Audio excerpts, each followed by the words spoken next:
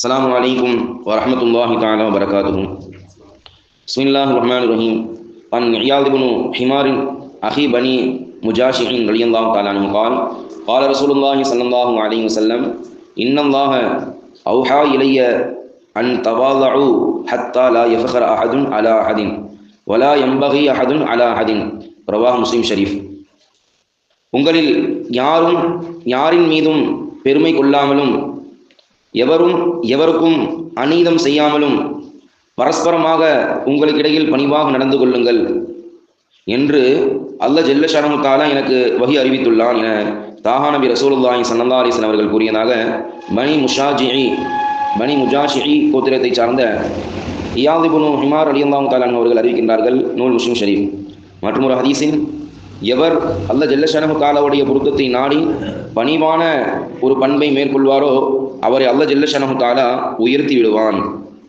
Umar ரலியல்லாஹு தஆலா அன்ஹு قال سمعت رسول الله صلى الله عليه وسلم يقول من تواضع لله رفعه الله فهو في نفسه صغير وفي أعين الناس عظيم وما تكبر وضعه الله فهو في أعين الناس صغير وفي نفسه كبير حتى له أهون عليهم من كلب أو خنزير.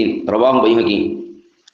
எவர் அல்லாஹ் ஜல்ல ஷானஹு தஆலாவுடைய பொருத்தத்தை நாடியவர்களாக பணிவை மேற்கொள்கிறாரோ அவரை அல்லாஹ் ஜல்ல ஷானஹு தஆலா உயர்த்தி விடுவான்.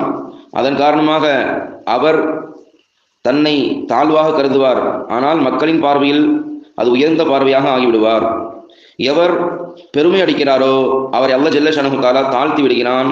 அதனால் அவர் தன்னை பெரியவராக உயர்வானவராக அவர் கருதி கொள்வார், ஆனால் மக்களுடைய பார்வையிலோ அவர் மிகவும் தரம் கெட்டவராக தாழ்ந்து விடுகிறார். பிறருடைய பார்வையில் அவர் நாய் பன்றியை விடவும் இழிவடைந்தவராக ஆகிவிடுகிறார் என்பதாக கண்மணி நாயகம் ஸல்லல்லாஹு அலைஹி வஸல்லம் அவர்கள் கூறியதாக தாம் கேட்டதாக ஹஜ்ரத் உமர் ரலியல்லாஹு தஆலா அன்ஹு அவர்கள் அறிவிக்கின்றார்கள். நூல் பைஹகி.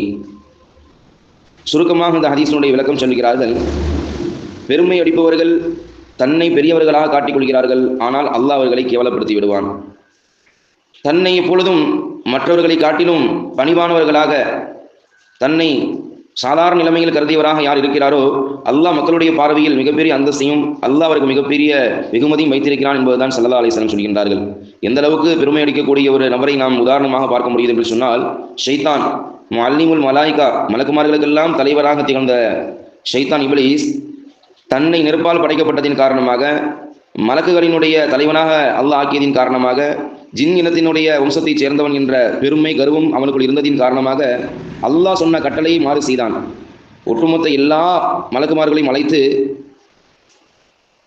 உஸ்ஜுதூல் ஆதம் அலைஹிஸ்ஸலாத்து வஸ்ஸலாம் அவர்களுக்கு சஜிதா செய்யுங்கள் என்று சொன்ன பொழுது எல்லா மலக்குமார்களும் செய்தார்கள், இல்லா இப்லீஸ் மட்டும் செய்யல. காரணம், தன்னை பெரியவனாக, நான் தான் பெரியவன், என்னால் என்னை நெருப்பால் படைக்கப்பட்ட படைப்பு, நான் உயர்ந்த படைப்பு, நான் இப்படி சாதாரணமாக படைக்கப்பட்ட களிமண்ணால் படைக்கப்பட்ட ஒரு மனிதனுக்கு, ஆதமுக்கு நான் இப்படி சஜிதா செய்வது என்னால் முடியாது என்ற அந்த கர்வம், அந்த பெருமை, அந்த அகங்காரம் தான் அவனை மிகப்பெரிய அழிவில் ஆழ்த்தியது.